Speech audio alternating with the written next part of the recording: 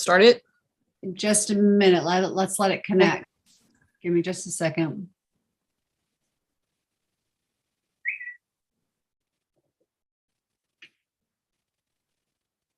Mine says it's streaming live. We're live. Okay. I would like to call the April 8th, 2022 meeting of the Arlington Airport Commission to order. March 8th. March 8th. Yes. Yep. I think I said that. Did I say the different month? Anyway, Alice, could you do roll call, please? Gail Rover. Here. John Brandt Hoover. Here. Scott Tompkins. Yeah. John Brandt Hoover. Here. Bob Anderson. Totally thrown off. Bob Anderson. Here. Eric Hansen. Here. We have a quorum. Okay. Minutes from the February 8th meeting. Any corrections, comments on those from anyone? No. I do have one correction myself, and it's not a big deal, but my name is spelled wrong. Oh, I would move to accept the minutes of the previous meeting. Is there a second? I'll second. It's been moved and seconded. All in favor? Aye. Aye. Minutes are approved. And we will move on to, do we have any public comment from anybody? Do we know of No. anything? Nope. no. Okay, so on to new business. Attachment A. Okay, Commissioners, item A is a lease amendment for Bruce Hamilton. Bruce Hamilton's the owner of Stoddard or International. They do composites for all kinds of aircraft purposes. One of the original founders of Glass Air. The building we're talking about was in a trust with his mother when she passed away. He and his brother inherited that building. I think it was the original Glass Air building. The lease currently has 40 years on it. As a matter of fact, I think tomorrow. And he's requesting 10 additional years. His lease does stipulate that they can ask for 10 years. We don't require any improvements, but he's agreed to make about $50,000 worth of improvements into that property and return the hangar portion to aircraft storage. And I'm happy to answer any questions on that. Didn't the last lease extension, it was said that he was going to return the hangar to aircraft aviation use, but it hasn't. Well, this is the last extension here, this 10 years. And the hangar will be, he's actively looking for people to lease space in that hangar. Okay, good. Because Yeah. see more of the Yeah. occupied buildings that are available for aircraft use to be used for aircraft. Yeah, we stipulated that was a condition. Dave, what was it used for up until now? It's been sitting empty for about 10 years or so, mostly just storage. They've been using it for storage for Stoddard International. So they have quite a bit of work to do to renovate. It's got a large office area, and the hangar itself isn't all that big, maybe 40 by 50. And the whole building has just been used for storage. So they're Okay, gonna try thank to you. renovate that. Yeah. So is David, this I a have a- follow-up to the 2019 items that they presented to us? Okay, what items, can you refresh my memory? In 2019, they talked about kind of the same things, that they had just inherited it and that they were going to be returning it. Well, we changed when they inherited it, we did a lease assignment. Okay, that would have been the 2019. Yeah, to he and his brother, if I recall correctly. Right. And in that, they talked about bringing it back to airport or aeronautical use. So when you say aeronautical storage, does that mean they're going to put a plane in the hangar, not Yeah, that they're gonna store plain pieces. Yeah, no, that the hangar will be used for aircraft. They, depending on the size of the aircraft, they could put 2 or 3, maybe 4 small aircraft, or like a larger aircraft and a smaller aircraft in there. Okay. Question. David, can you give us some insight as to what Glass Air is going to do? I mean, are they going to go back into manufacturing? Ready to fly aircraft, or what is their position right now? The last, when I spoke with her, it's probably been a month or so since I spoke with Ran Fang, who's the manager there. They're in a production pause, is how she phrased it. Pardon me. They are a Chinese-owned company, and like Top Cub and Heller Helicopter and several others, they can't get any capital out of China right now, and they can't travel back and forth. So they're still hanging in there, which is good, and they hope to get going again. But right now, they're just have a skeleton crew on board. All right, thank you, David. You bet. Yes, sir. Madam Chair and other members of the commission, I would, your motion for this agenda item includes a final review by the city attorney. I just wanted to note that I picked up on something that I need to correct in the final version of this. So it's important that you include that language in your motion, and I'll take care of that when I complete the document and send it over to Dave after you take action on this item. Thank you. Are there any other questions or comments? Just real quick, did they give you a timeline, Dave, with respect to when the improvements would be made? And is that part of the lease agreement? I believe he included that in his proposal letter, which I'm not seeing here. He wants to get all that done within the next year. Oh, there it is. Yeah, new heat pump, exterior paint, refurbished roof, gutters, downspouts, some landscaping, sidewalk. I don't see a time frame on that, but as I mentioned, nothing at all really is required by the original lease agreement. He's just doing this to make it more marketable. So. All right, thank you. Okay. Do we have a motion?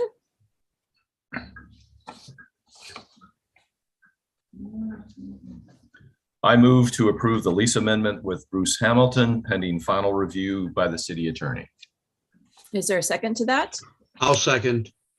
It's been moved and seconded. All in favor? Aye. Aye. Opposed? Motion carries. Okay, moving on to item B. Item B is a new lease with Glen Neal Diversified Industries LLC, better known as Cuz Concrete, a longtime tenant of the airport, and they lease some land from us in the industrial park currently. There's a lot known as 112A.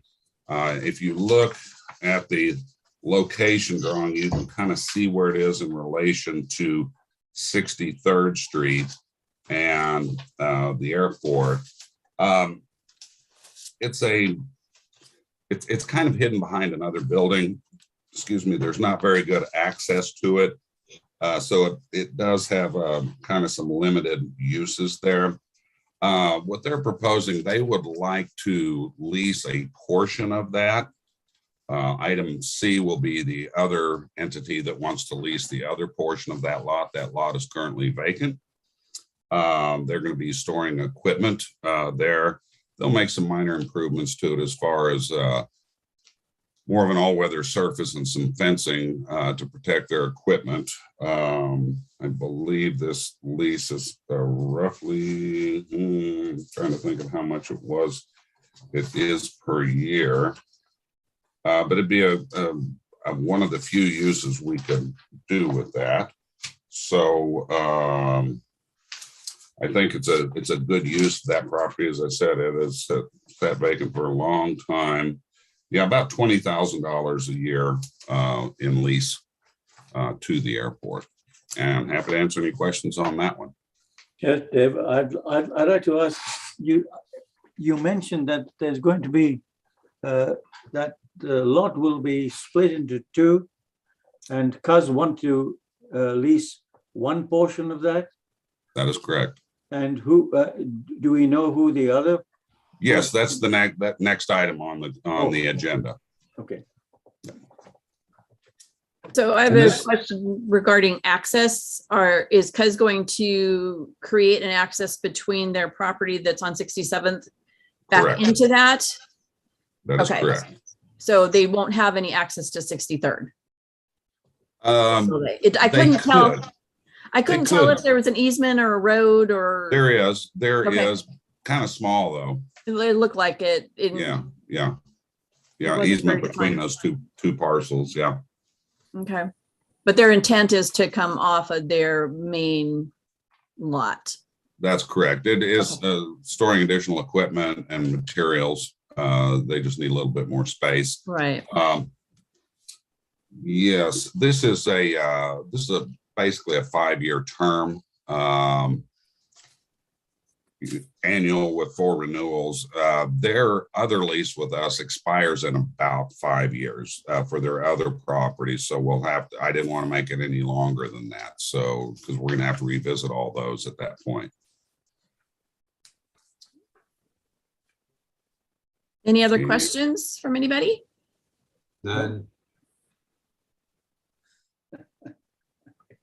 If not, do we have a motion?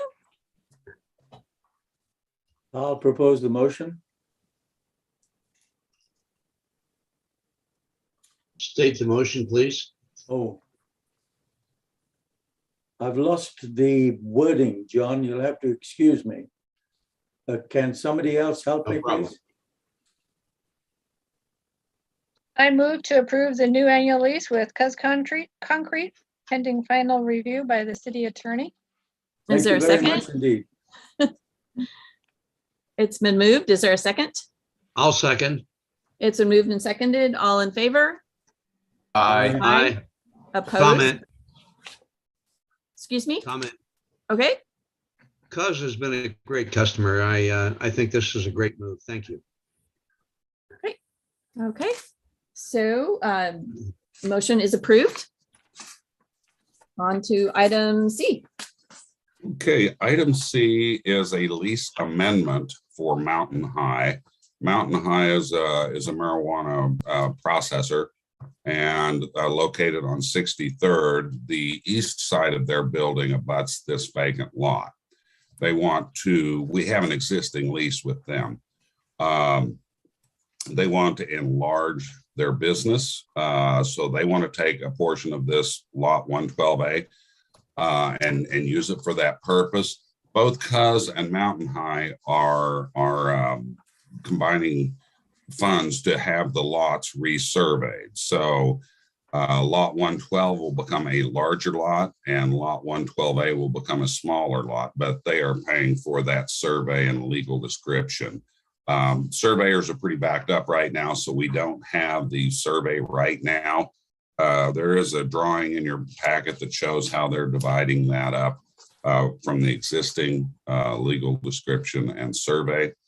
And again, I think it's a good use for this property that has sat vacant, well, really ever since the airport was built. This is one of the last properties on the east side of the airport in the industrial park, and happy to answer any questions on that as well. David, I have a question. Yep.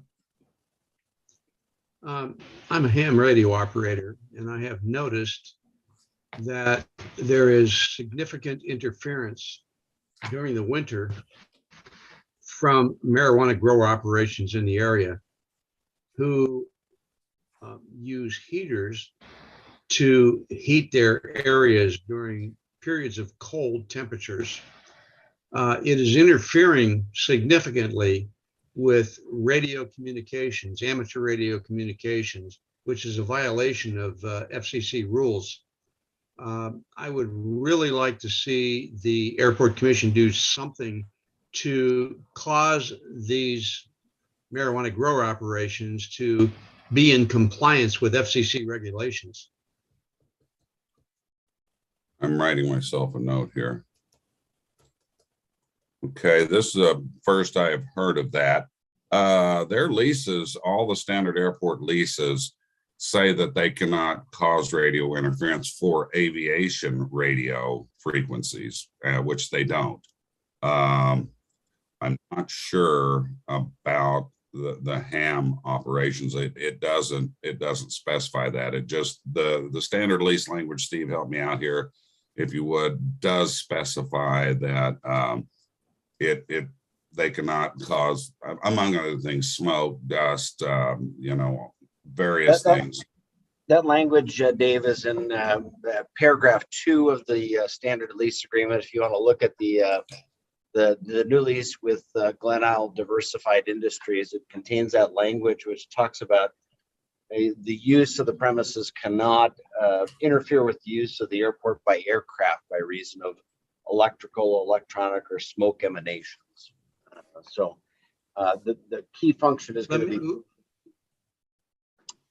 Thank you. Let me comment further. The interference that's being caused is I can tell you that it happens only during the wintertime, only when the temperatures are cold, only when the heaters are kicked on in the marijuana grow operations. I can tell you for a fact that they kick on at 20 minutes to the hour, 20 minutes after the hour, and sometimes 10 minutes before the hour. The interference lasts for only I back up, for only 5 minutes. However, the ham radio operators provide systems that are available to the fire department, the police department, in case their system should go down. We provide equipment and systems that allow them to continue their operation using our systems at no charge. As a matter of fact, about 6 months ago, when the fire department on Island County went down, they used our 2-meter system to continue operations. I'm very concerned that the noise levels being created by the marijuana grow operations are significant enough that they could interfere with public safety. All I'm saying is I'm asking that we keep that in mind when we talk to these people about renewing a lease or creating a new lease.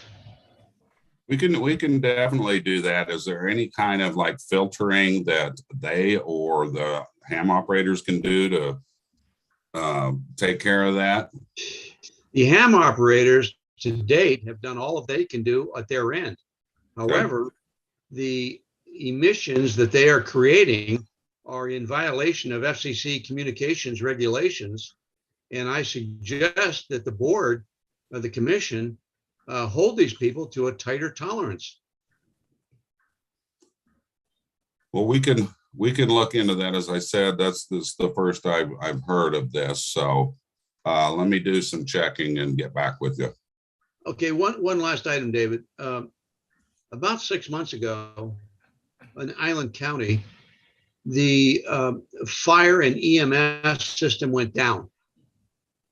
They immediately, because we have an agreement with them, jumped on our repeaters and used our repeaters for about 45 minutes. So there was no interruption of service to the public. Nobody knew there was any difference. However, such a noise interference from heaters, grow lights, or whatever in these operations could very well interfere with those systems. And I'm particularly concerned about what might happen if there was an earthquake in the area and these emissions from these grow operations would interfere with the kind of transmission capabilities we provide to law enforcement. Yeah, so, that's my comment. Yeah, I hear you. We in parts of our emergency planning for Cascadia Rising, other events like that. It specifically mentions ham operators for assistance in that. So yeah, like I said, I'll look into it, see if I can find out anything and get back with you. Thank you. I appreciate it. Yep. Dave, you had mentioned that the Cuz and Mountain High are going to be doing the survey and paying for that. Will they also be submitting and paying the fees for the BLA to modify the lots? I'm not, Or do they have to do a BLA? I don't think they do. We haven't in the past when we've modified lots on the airport, either enlarged or shrunk footprints. Anybody, Steve or Mark, have any comment on that? Ruth, this is not a platted lot, so it doesn't require a BLA. Okay, thank you. And just for my edification, what is a BLA? Boundary line adjustment. Ah, gotcha. Thank you. Okay, I think kind of lost track here. We voted on item C already, correct? And that was approved? No, We have not? I don't think so. Did No. we? No, No. Okay, no. No. We were just taking any other questions or comments? Done. Okay, do we have a motion? I move to I move approve. to approve the lease amendment with Mountain High LLC pending final review by the city attorney. Is there a second? I'll second I'll it. second. It's been moved and seconded. I love the delay. We get lots of action. It's been moved and seconded. All in favor? Aye.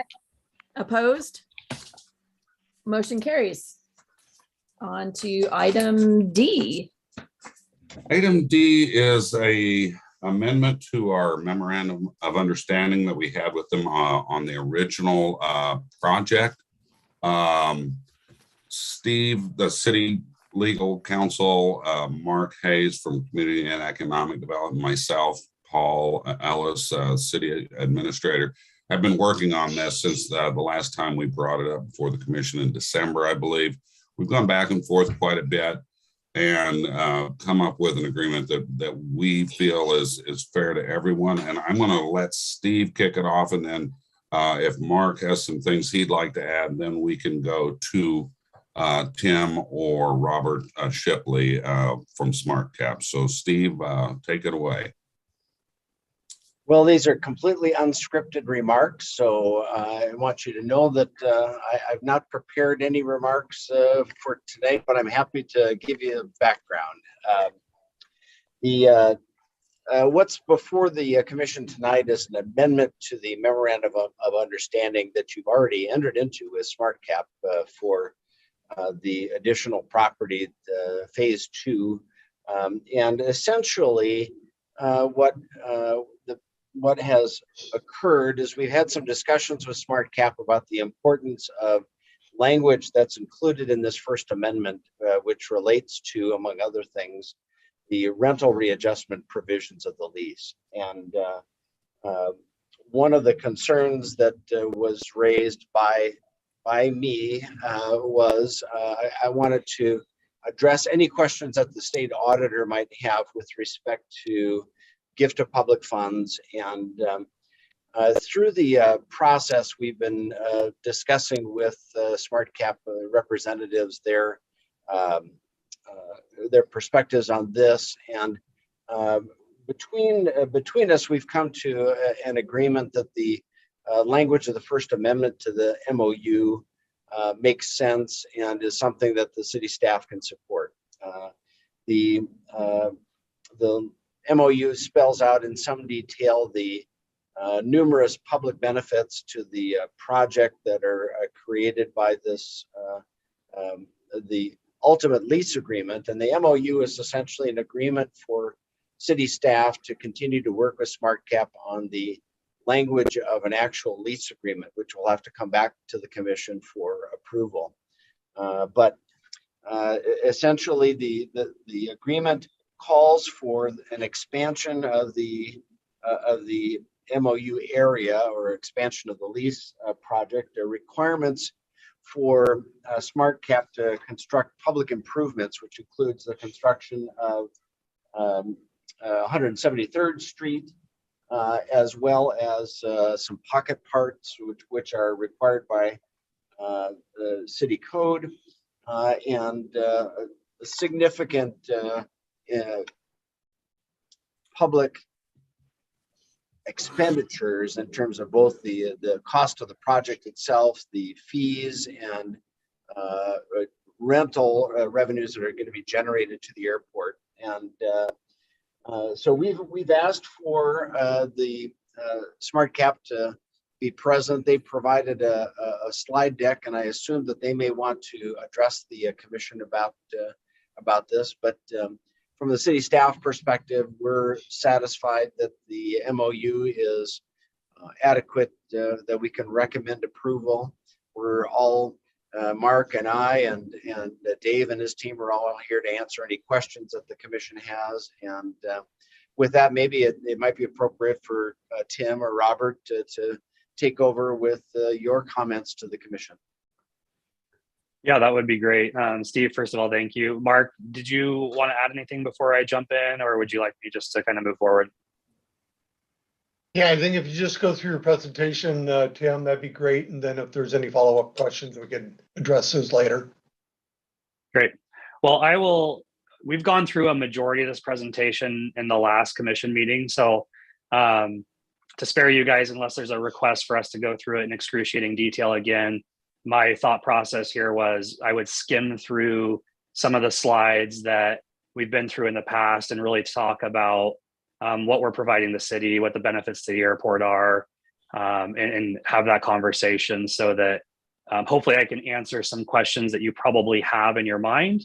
And then along with Steve, David, and Mark, I am here to answer any questions that you have. So the first comment I'd like to make is it's always a pleasure working with Mark and David and Steve. I feel like we work really hard to have a win-win relationship with the city as well as the airport. I think Steve can attest to that. We go back and forth on language and really tried to work with the city to make it clear and concise and effective so that it was something everybody could get behind and understand. So we really truly are trying to build this project in a win-win scenario. We need the city of Arlington and the airport to thrive for this project to be successful for us. So it's really a big deal overall that the community does well, not just us. So I believe I can screen share. So I'm going to share the slide real quick. All right, can everyone see that? Yep. Yes. Great. So again, I'm going to go through some of this a little bit quickly. If anyone has any questions on any slides, please feel free to interrupt me, ask questions along the way, or again, once we've gotten through it, I'm happy to answer any questions along with Steve, Mark, and David. So this total project's around 923,000 square feet. We're not SEPA approved yet, so the square footage of this is going to change slightly, but realistically, we're somewhere between 920 and 950,000 square feet for the second phase of the development, as Steve said. The total project cost is going to be around $160 million. So obviously this is a very large project, not only for the city and the airport, but also for us. So we are really trying to be diligent along with our team and along with the city to make sure this is a successful project for everyone. So we've delivered a fair bit of product. We started building in Arlington in 2018. We have delivered 4 buildings in Arlington to date. We have 2 buildings we're developing in Marysville right now, but then we're also kicking off Arlington Air 1B, which is the second phase of the project that we're building currently. That'll be an additional 169,000 foot building. We are planning to start construction on that project in likely May or June, just as the weather cooperates. So to date, not including this future project, we've created over 300 jobs. We have paid around $2.4 million in fees and taxes to the city. One of the things I'm really proud of was we brought 18 new businesses to the community of Arlington. So when you think about what we've built, our strategy was to pull people from South Seattle, Kent Valley, Everett. We have a Canadian company in these buildings. So our goal wasn't to move an Arlington tenant to an Arlington building. It was really to bring tenants in from outside the city and boost the city revenue as well. So this is a quick view of the portfolio that we've delivered to date. I'm not really going to talk on this. Again, this is 4 buildings. The 5th building that is part of Arlington Air 1 will be B. That's 169,000 feet. As I said, we'll be starting on that in June. This is a quick rendering. So you'll see on the very left here is Arlington Air 1A and then 1B. So those projects will be, again, A is built right now. It's 100% occupied. It's been a great asset. B, we are currently in the review process for drawings, and we're going to be in for permits soon. What's really exciting about this, and I'll touch on this right now, is we are working with a high-tech manufacturing tenant. We're several rounds of comments into a lease negotiation for all of Arlington Air 1B. So that's a 169,000 foot building. It's a manufacturing use tenant. And what's really great about that is if we're able to land this tenant, the chances of them taking the entire Arlington Air North project are very high. This is a very exciting opportunity, not only for us, obviously having a tenant in tow makes development so much less risky, but it's also great for the city. They have a very high-tech development-oriented portion of their business. So think about like programmers and actual developers of code and software. And then they have high-tech manufacturing and assembly. And so if we're able to land this tenant, there's a very strong chance that they're going to take this entire project. The north end is really the only location they can go. If you look at places like Frederickson, for example, they just simply don't have the talent necessary for this tenant. They need to be in a place that's surrounded by Boeing engineers. They need to have high-tech users in the area. So really, the competitive set is either us or North Point in Marysville. So we're very hopeful that we're able to win this tenant, bring them into Arlington, and we think we have a pretty strong chance of actually achieving that result. So we've been working on this project for about 24 months. Arlington Air North specifically has been probably 12 to 15 months. Just on Arlington Air North, with the time and effort and diligence we have spent easily between $750,000 and $1 million out of our own pocket trying to put this project together. I mean, the reason I bring that up is to show how dedicated we are to this project and how much we believe in the city of Arlington and the progress we can make here as a group. This is going to be a mix of both distribution and manufacturing. We understand the distribution use needs to be off-peak hours. We need to limit that traffic. We need to abide by all those rules, and we understand them very well from working with Mark. In total, this is probably a 3 to 4 year time frame. The reason it's 3 to 4 years is we're doing this as a phased development. So phase 1 is going to be, if I jump a couple, actually, I'll get there. Phase 1 is going to be around 630 to 650,000 square feet. So it's really going to be a majority of the Arlington Air North development. Phase 2 will be the remaining approximately 280 to 330,000 feet. The reason we're doing this in 2 phases is risk mitigation. The last thing that city of Arlington or the airport wants is us to put too much product on the market too fast and fail. And so by having this broken up, we can trickle the product in a little bit slower, ensure that we get good lease economics, we get good tenants in the space, and it's a successful project for the city, for the airport, and for SmartCap. So this is a site plan. This site plan has slightly changed. You'll notice on this that on 43rd, we have a very large green belt. That's a nice blocking of trees. We also worked with Mark on this concept of pocket parks. Obviously, we'll have trails around this project. These parks are going to be great uses for both internal tenants that want to have amenities, but also for people that want to walk their dogs in this area and want to be able to have, nice green places to spend an afternoon.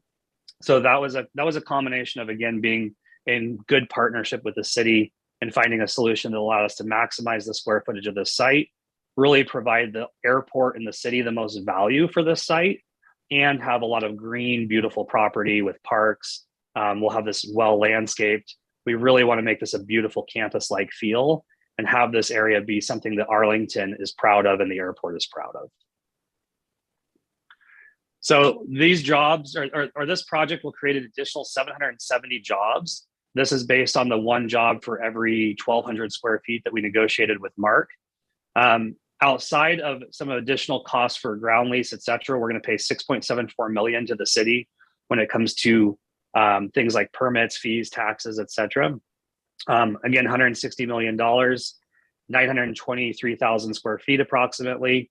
And part of this will include us not only building those pocket parks and doing beautiful landscaping, but we're also building the entirety of 173rd. That's a critical infrastructure improvement that we have been willing to do for the city in conjunction with having the ability to potentially either terminate or slow down phase 2 of that development, which again is a minority of the development, not something we want to do or plan to do.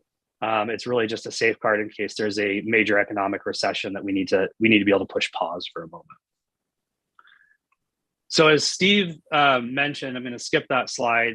The next 3 slides are really important for us to talk through. The total fees we will be paying to the city and the airport in the first 4 years of this project equates nearly $8.5 million.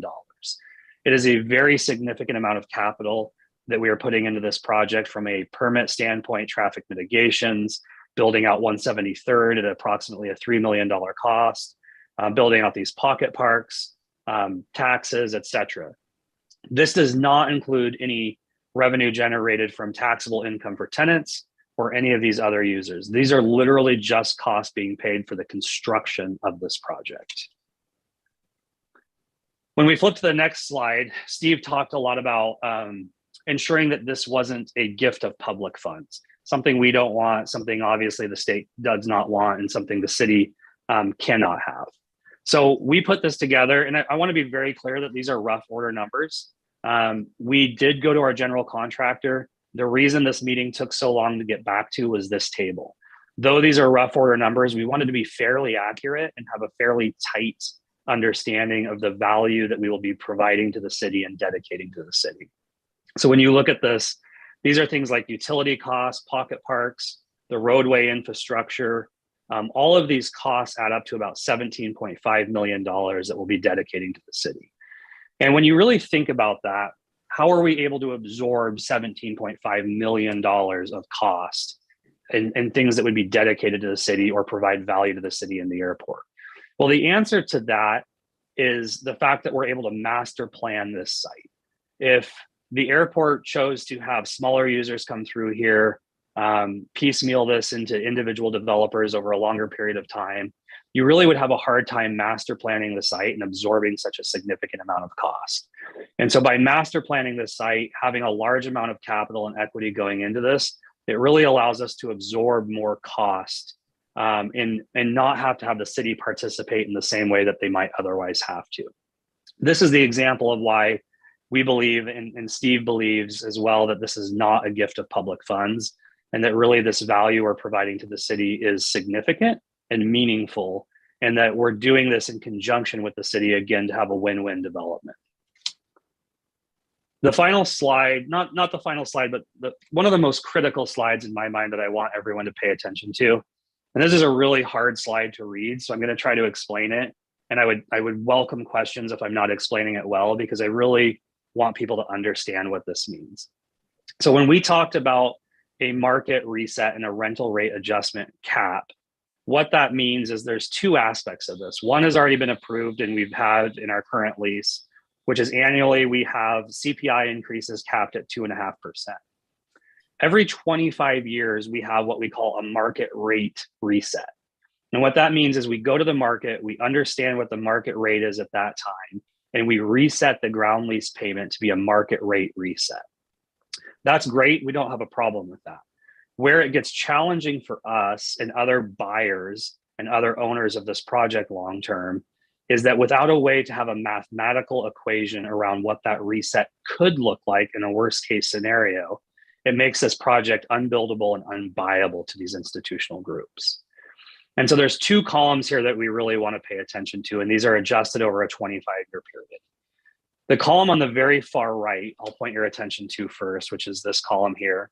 And you can see at the very bottom has 0.65 cents. That would be the rental rate of the ground lease payment in 25 years based on the inflationary projections we put in here. So you can see we have years of 7, 6, 3.5, 3.5, 2.5, and then we drop to 2%. And this is a compounding increase in rental rate growth. Typically, in a real estate cycle, you would see some years of inflation, but we would also expect some years of recession or potentially depression. And in the years of recession, such as 08, 09, 2010, 11, we actually saw negative rental rate growth in these areas. And so that depression, along with inflationary periods like we have today, historically since 2010, we've had a sub 2% increase in rental rates. And if you look since 1990, compounding across current rates, inflation has been less than 2.5%. If you look at the smart cap proposal, we're proposing 3% compounding inflation as the cap for the previous 25 years.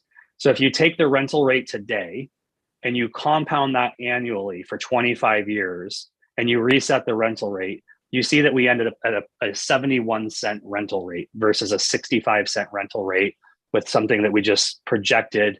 It's not specifically scientific what we projected, we just created that as an example for a comparison. What we are trying to demonstrate here is that we are not asking the city for value. We are not asking the city to not get their rental rate.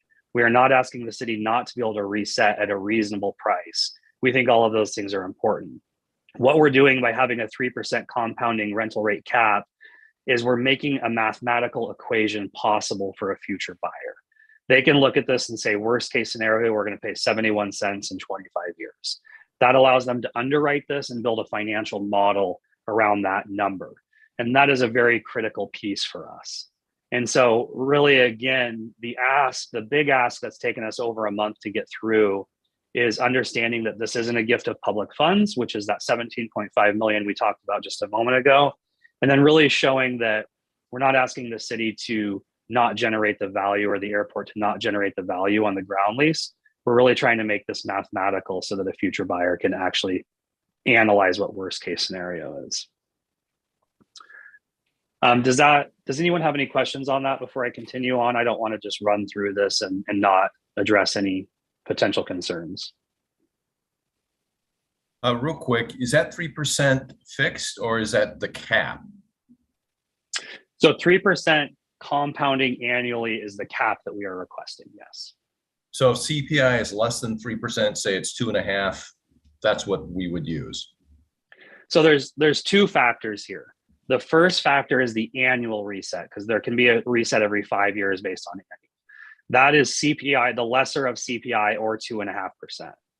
So it's essentially it's a CPI increase capped at 2.5%. When you look back for 25 years, what you're really saying is, where is the current market rental rate? So there's RCW provisions on how we get to the current market rental rate. And so what we would do is we would go out, we would understand that current market rental rate. So for example, if we went out and said it's 60 cents and we can prove that through comparable properties and we all agree, the commission shakes their head yes, we shake our head yes, we would look at the category on the right and say, well, 65 is less than 71. So we don't have a cap in place here.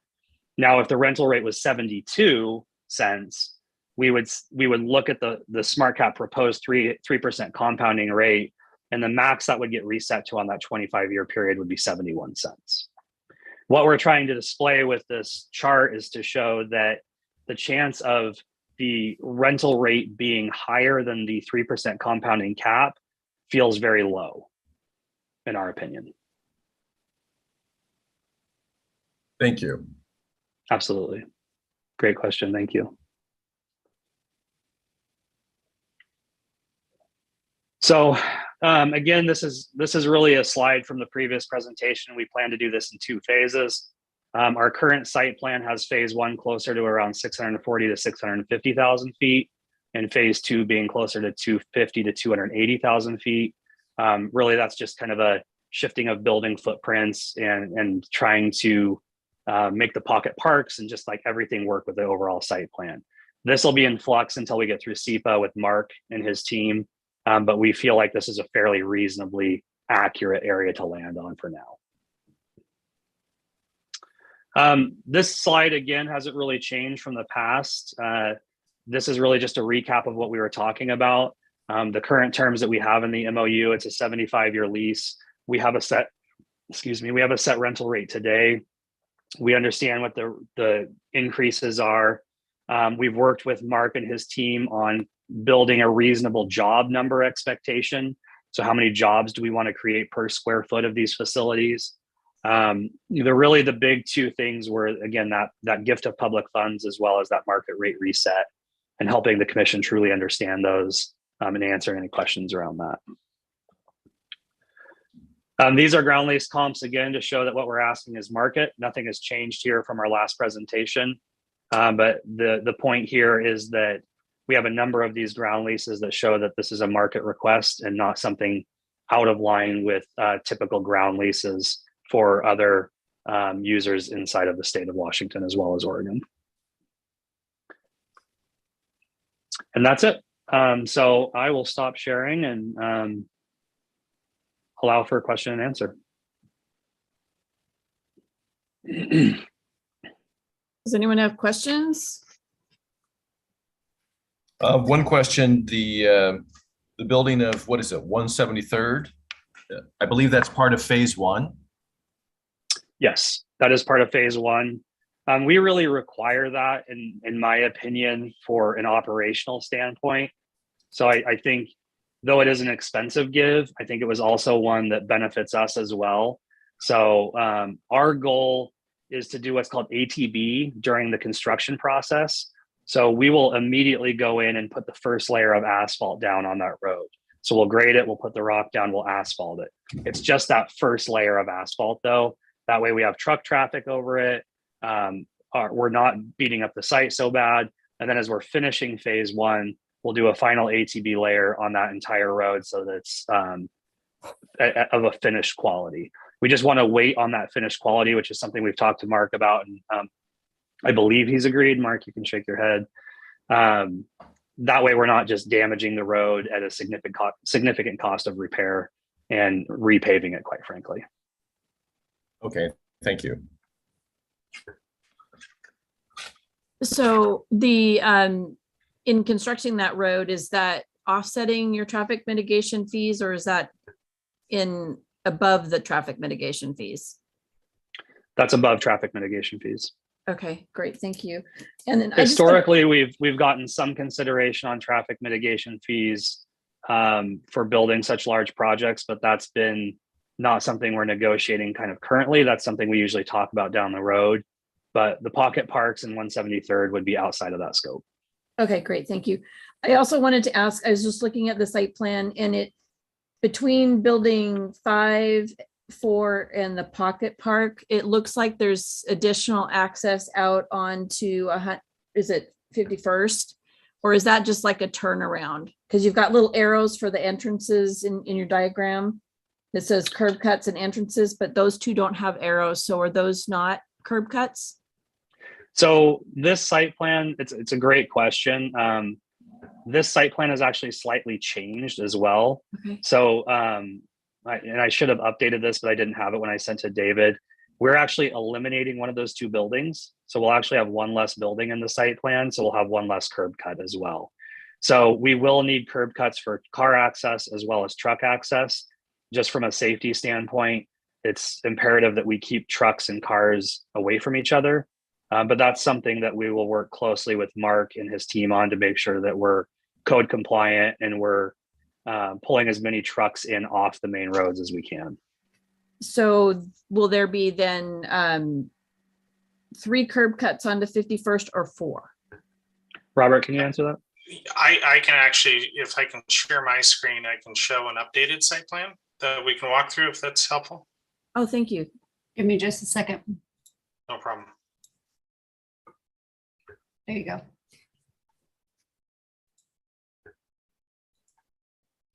Okay, can you all see this? Yes. Yes. Okay, so this site plan is you'll notice it goes from 6 buildings to 5. That's more efficient for us, but we also think it's really kind of more efficient for the city. It keeps the total building square footage within very, very close to what we had shown on the previous site plan.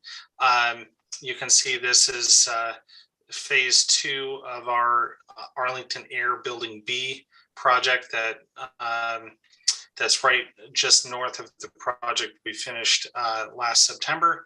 Then there is 1, 2, 3, 4 curb cuts along 51st, and then 1, 2, 3, 4 along 173rd Street. So the other thing that you'll notice, besides just making this site plan more efficient, you'll notice compared to the prior site plan that these pocket parks have grown in size pretty significantly, which we think is definitely a benefit to the city. It just, there's more green space to be used and enjoyed. Right, they're each over an acre or right at an acre, the one. So that's This one's right at an acre. right at and an this acre, and one's that a one's little bit over. larger. Yeah, but about 1 1/4. Yeah, that's cool. Thank you, Robert. Thank you for showing me that. I appreciate it. Any other questions on the site plan? Yes, well, not on the site plan, just on the general plan. In the event of your proposed customer who wishes to basically occupy the whole thing, what would happen if they decided against it?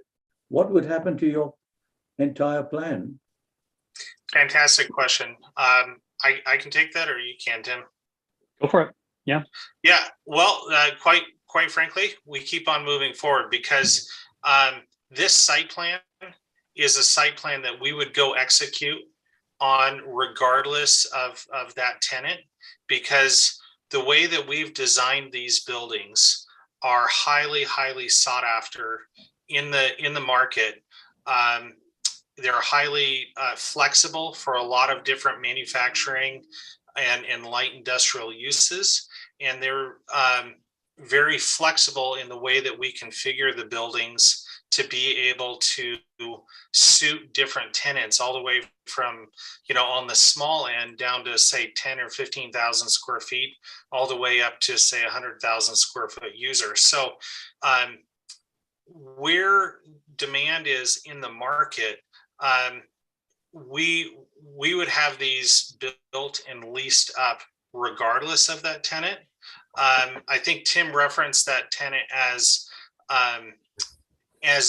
a very good example and a very high probability example of very strong demand in the market for A-class quality manufacturing space that will generate jobs of high quality living wages for high quality tech and manufacturing jobs. Yeah, and I mean, example of that, Commissioner Tompkins, we have other tenants already asking us about Arlington Airbnb. In fact, we're kind of turning a tenant down right now, hoping to land this larger tenant. The lease we're negotiating with this larger tenant is actually a 16-year lease. So obviously, if they're signing up for a 16-year lease, they plan on being in the space for a while. But if they don't, we were developing this plan long before they came around. When they showed up, we had a site plan to hand them, and we said, "This is what we're building." And this site plan might be modified slightly in the event where they do take this space. For example, buildings 2 and 3 might go together and form one larger building. They really want that larger building for assemblage of their product. And so there's a chance the site plan would change slightly, but the overall square footage would again stay very similar, very, very tight to this. So we very much believe in this market. We very much believe in this plan. We think this area has a significant advantage over Marysville, especially with 172nd being widened, the roundabouts going in, the access to I-5. This is easily 5 to 10 minutes faster for truck traffic than going to most of your Marysville site. So we think this is a really strong site. We think we're going to get really good leasing momentum, and we feel like this is going to be a very positive project. Okay, thank you very much indeed. I have one more question. The requirement of 1 employee per 1,200 square feet, is that impacted by this potential tenant? Does that work for them? Yeah, I mean, roughly the idea we went out to is to show it's a little bit all over the board. We have distribution tenants that are significantly higher usage than that. And then we have manufacturing tenants that are significantly lower usage than that. And so really the spirit of what Mark, and Mark, please feel free to correct me if I'm wrong. The spirit of what we were trying to come to was, where do we need to be for tenants to be really meeting that jobs requirement over a period of time? So I would imagine that a tenant such as this group, if they're coming in as a manufacturing use with tech jobs, they're unlikely to hit that number day zero, but as they scale up their operations, they would be working towards that number. And I think that is in the spirit of what Mark and I and the city negotiated. Mark, can Yeah, you? I agree, Tim. That's perfect. We started with a quite a bit smaller number for square footage, but going back and forth, looking what the marketplace was and where really Arlington is hitting with the job center, that number came out to be more of a realistic number than where we were originally. And so we're pretty pleased with the number all in all, Ruth. So is this a maximum, or is this, we have to Minimum. have at least that many employees, but they could have more? That's a minimum number. Okay, the way it's worded in our thing, it was confusing me. It I made saw it that sound- on the cab. Yeah, it's Yeah. a typo on the cab. Yeah, it sounded like it was the other way around, and I'm going, that doesn't quite make No, sense to me. So, I did see that earlier, so yeah. so that's a minimum. Okay, that's great. That makes Yeah. more sense. Thank you. And it's a target minimum, right? Right. Just so we're clear, like we're really trying to target jobs, and we're trying to target high paying jobs. You know, that's No, the spirit of what we're looking for. That totally clears it up for me, because I'm just kind of going, okay, that just seems like a really high amount when you look at how many square feet the building code allows people to have and all. So anyway, thank you.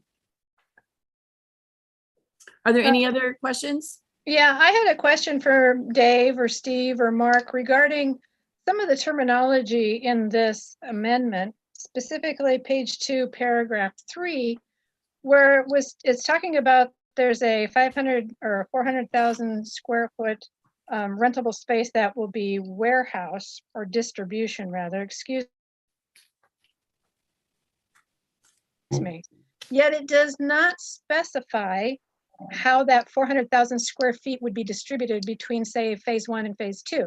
And the only reason I'm asking about the specificity is the fact that it's written in the contract that due to an economic downturn, phase 2 could be terminated. And if the developer puts in 172nd, phase 2 could be terminated. So I was concerned of the fact that we have no strategy, or we haven't specified that not all of 400,000 square feet could go into phase 1. Suppose their tenant does decide to move on elsewhere and they develop this. We don't want to end up with 400,000 square feet in phase 1 only to have phase 2 canceled, do we? I'm gonna let Mark answer that question. I think he'd be best for that one. Can I make a comment as well, Mark, that might be Sure. helpful? Yep. Great commissioner, or great question, Commissioner.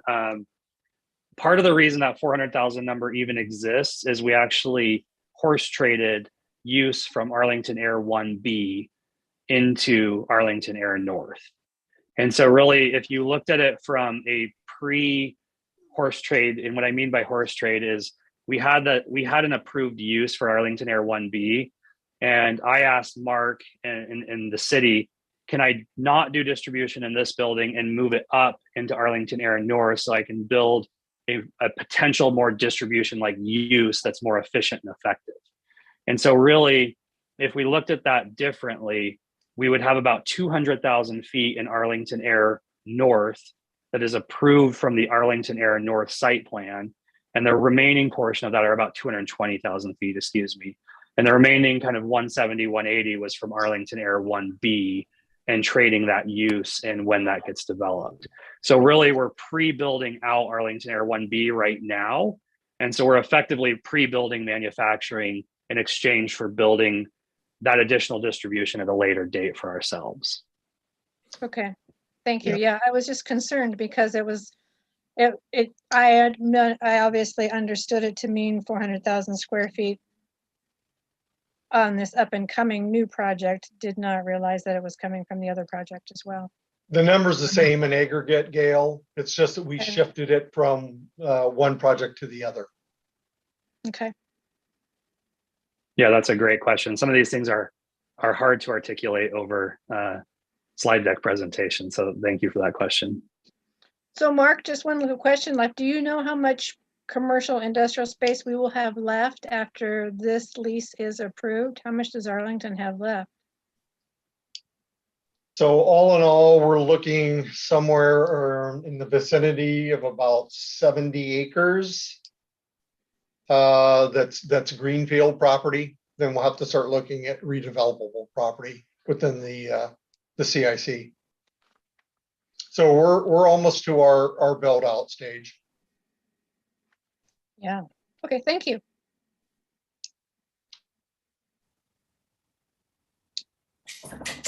Okay, any other questions or comments? If not, do we have a motion?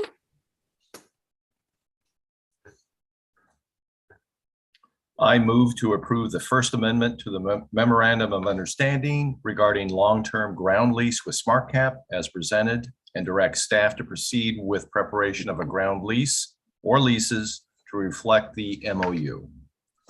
Is there a second? I'll second the motion. It's been moved and seconded. All in favor? Aye. Aye. Opposed?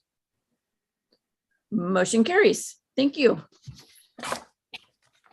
Yeah, I really do want to say with the most sincerity that I can, how excited we are to work with the city and the airport. This is a big project for us. I know this is a big project for the commission and for the airport. We don't take that lightly. We don't take the partnership lightly. We don't take our civil responsibilities to the market lightly. We were recently in Arlington and donated between my two companies $20,000 to the food bank.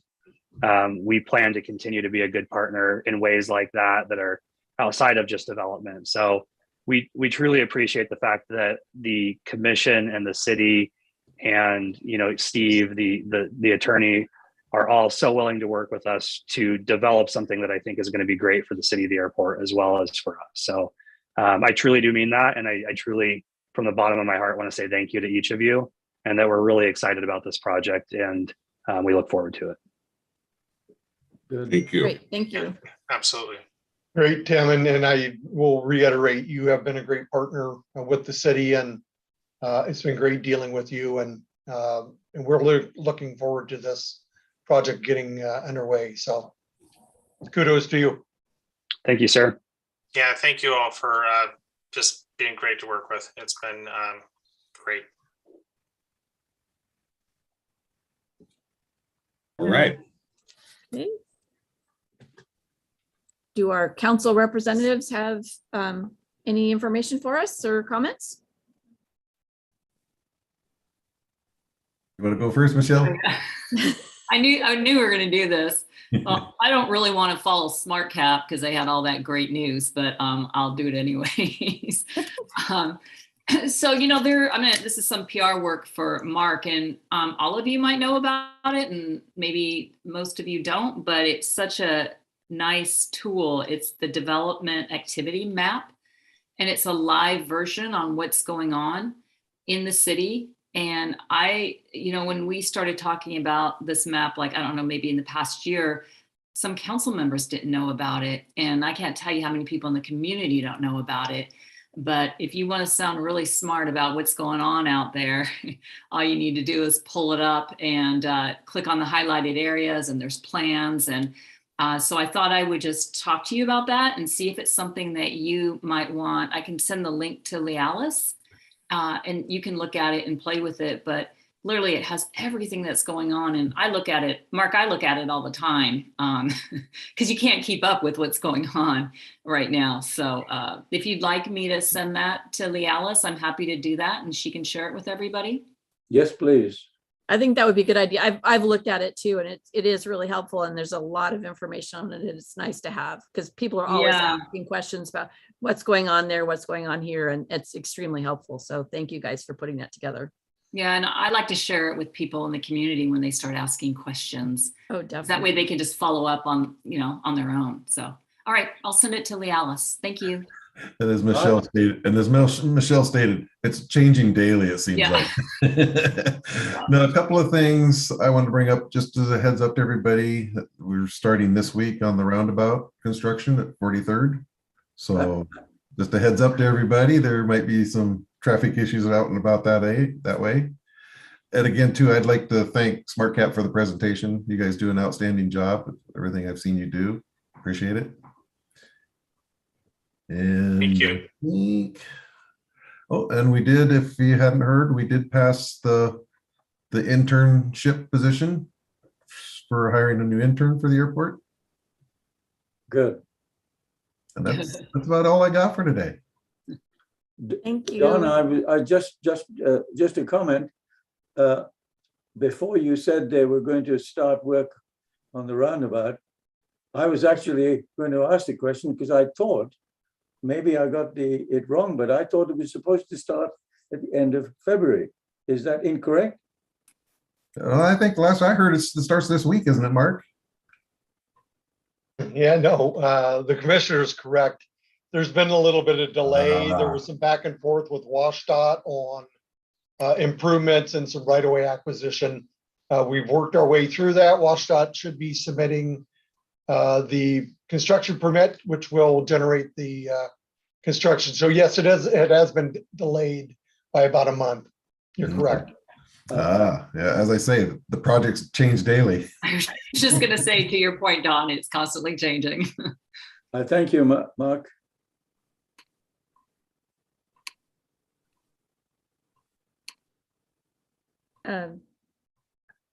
So thank you for that. And we'll move on to the other information items.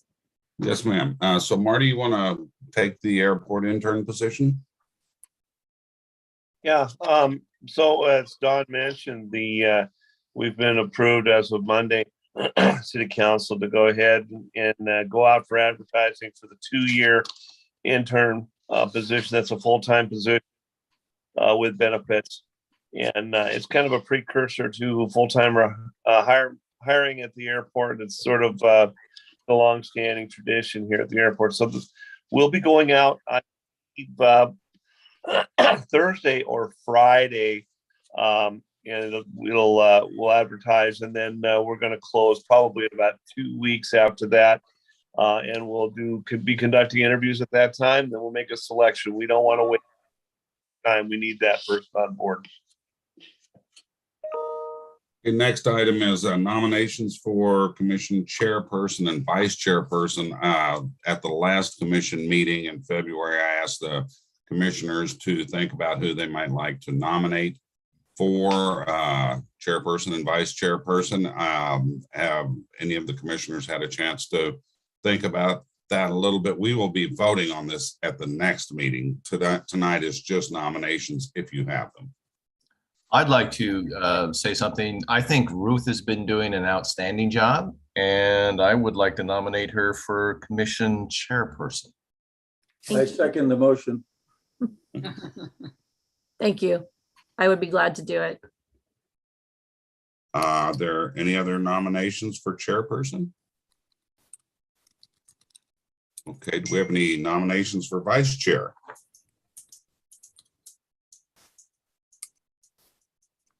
Nope. Come on, somebody. About that a little bit more, Dave. Say again? I think we'll need to review that a little bit more. Okay, well, if you guys would think about that a little bit, we can continue this topic at the next meeting. The next item is commission interviews. We will be scheduling interviews. I believe in the monthly report I sent you, I had requested a couple of commissioners to sit in on those interviews. If you guys just could contact me individually and let me know if you're available to do that. I need 2 people, and then I'll need at least 1 city council person to sit in on those interviews. I will be scheduling those soon. We'll do a doodle poll or whatever to see what works best for people's schedules, but we'll be starting that in the coming weeks. So if you think you could volunteer for that, just shoot me an email and let me know. Dave, do do you have think those any interviews are going to be during the idea? day or? Generally, we do them about 4 in the afternoon in case people are the potential commissioners are working or whatever. We don't want them to have to take off work to come in, or at least not too early. So we generally do them between 4 and 5, and we try to do them 30 minutes each. And then if, depending on the number of applicants, sometimes we can get them, if it's just a couple, we can get it done in one day. If it's 3 or 4, we can do it in a couple of days, like a Tuesday, Wednesday, or Wednesday, Thursday or something. Dave, Okay, do you thank have you. an approximate time when these interviews will take place? I asked the question because I will be away from the end of March to the 3rd week of April. So would it be in that time frame? Probably would. Okay. Probably would be. Yeah, I'm going to start calling our applicants. We have 2 or 3 really good applicants, which is great. So I was going to start calling those in the next week, possibly later this week. And it kind of depends on what their schedules are like and what the commissioners or council person's schedules are like. So I'm just kind of put a bug in your ear right now. If you'd think about it a little bit and just send me an email if you have some days that are available. Yeah, Okay. yeah, Dave. I'm pretty much around all the rest of this month, but I will be in and out a lot of April. So Okay, yeah. All righty. Finally, we have construction update. Is that going to be Marty or Lorene?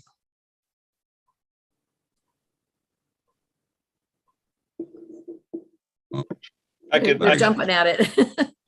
Sorry. Yeah, so just to inform you guys, we are out to bid on the 1634 Mill and Overlay project. We had a pre-con construction. 2 companies showed up, which is always a good sign. So it looks like we'll have a couple bidding.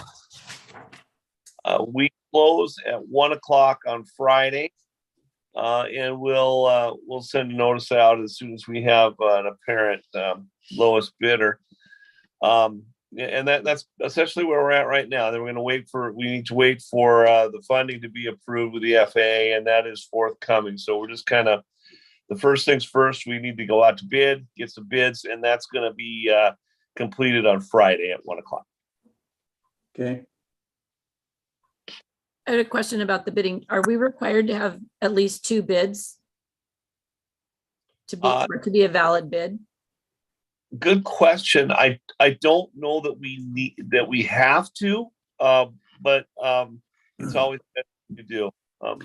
I know for some grants and things, they require that, but I didn't know if that fell under the FAA requirements or not. FAA doesn't. I don't know if the city has any requirements on that. I've never heard that before.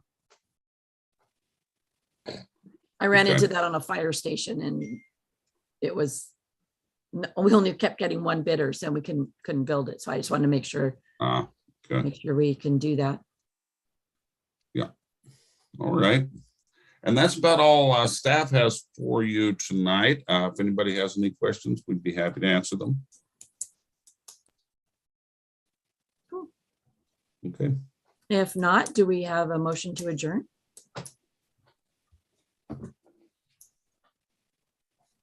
Silence? I move to Come adjourn. on. It's been moved to adjourn. Is there a second? I second it. All in favor? Aye. Aye. Opposed? Okay, thanks, everybody. Thank you. Good night. Thank you all. Hi, everyone. Good night, everybody.